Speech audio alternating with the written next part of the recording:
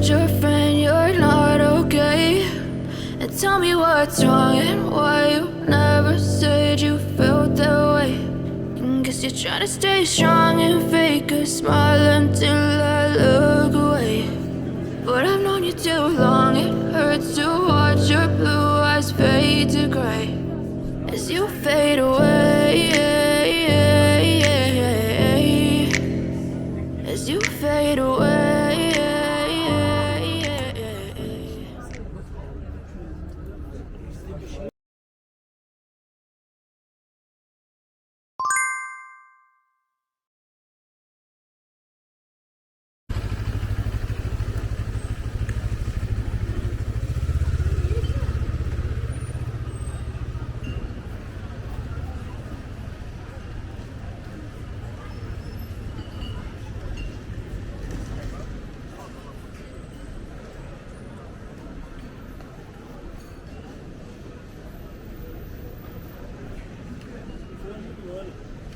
Yaram.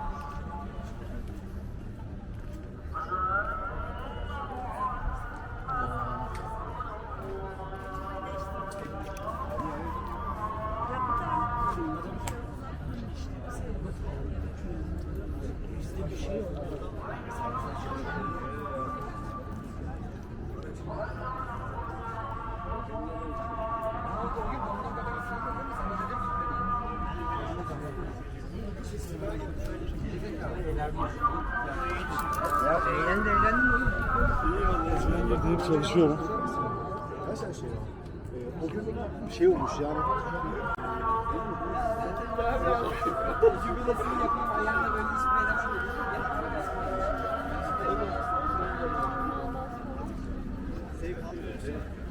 Hep aynı şey. Gerçekten söylenmiyor.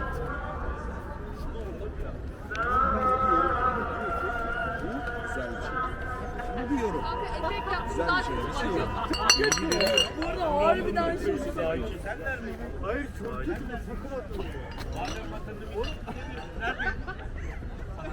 Cevap ver bana. Hayır.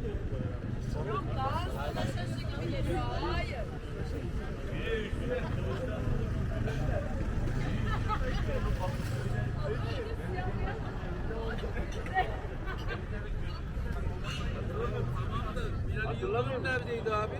Tünele saklandı. Bir de ağlıyor. Ağladı. Ben 15 Temmuz tiyatro. Neyse kapatalım.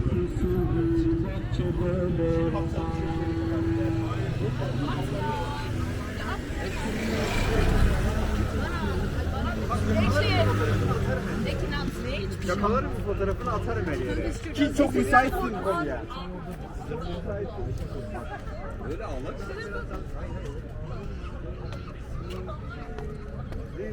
Şişeye bak. Şişeye. Kafasına vuracak şişeye bak. Sus. Sen. Çalmaktan o kadar sinirli ki yani.